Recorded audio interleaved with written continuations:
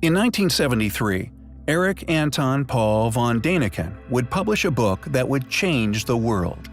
Because of this publication, Erich is thought of as the pioneering advocate of the ancient astronaut theory.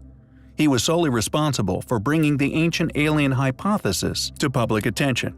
His book, Gold of the Gods, included extensive research regarding a lost and very ancient city buried beneath most of Ecuador. In the book, he would detail talks with a man known as Janos van Moritz, a figure who had managed to extensively explore the abandoned ancient underground tunnel systems. The entrance to this forgotten world is entered through the Cueva de los Teos, the Teos Cave.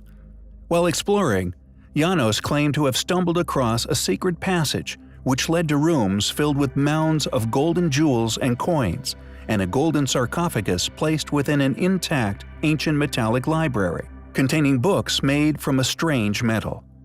Janos's research suggested that the golden fortune, along with the sarcophagus and metallic library located within the artificial tunnels, had been placed there by a lost civilization with the help of extraterrestrial beings.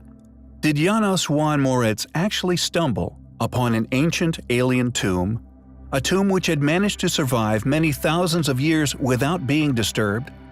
Not only were the claims within von Däniken's book taken seriously, they resulted in the most expensive cave exploration ever undertaken.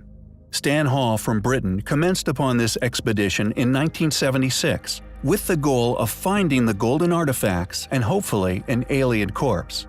The expedition included over 100 people, including experts in a variety of fields, British and Ecuadorian military personnel, a film crew, and even former astronaut and first man on the moon, Neil Armstrong. The team also included 8 experienced British cavers who thoroughly explored the riskier of ancient tunnel systems, successfully conducting an accurate survey of the complex, producing a detailed map of the buried city. Unfortunately, little evidence of von Däniken's more exotic claims was found or remained. It is always a possibility that funded tomb robbers made it there first.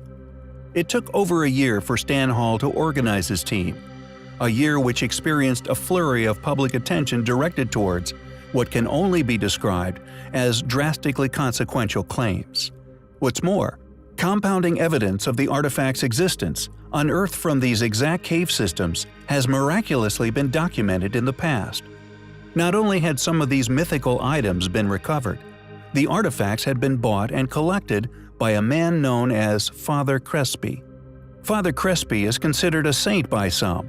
He was born in Milan, Italy in 1891 and died in 1982. He was a Salesian monk who dedicated his life to worship and charity. He actually lived in the small town of Cuenca in Ecuador for more than 50 years. He did not have much wealth, but what he did have, he used to help the less fortunate. He was an avid collector of what could now be classified as impossible artifacts. He would encourage those who needed money to bring him whatever items they could find within the jungles, and he would pay them for their troubles. Although some are crude forgeries, he still paid them for their efforts. Some, however, brought to him from within these cave systems corroborate the stories of Erich von Däniken. Not only did these particular artifacts corroborate the story, but they were often made from solid gold, exhibited language and visually illustrated culture of an as yet unknown but clearly highly developed ancient civilization. The collection also included several metallic books, inscribed with an exquisite unknown language.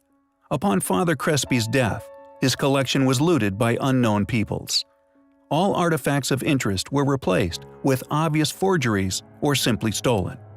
Upon returning from their unsuccessful expedition, the lead researcher met with Janos Moritz's indigenous source, who claimed that they had investigated the wrong cave. Had the source been paid for his silence? What is interesting is the fact that the team's efforts were not entirely fruitless. Characteristics of the cave systems they explored matched that of the descriptions given by von Däniken.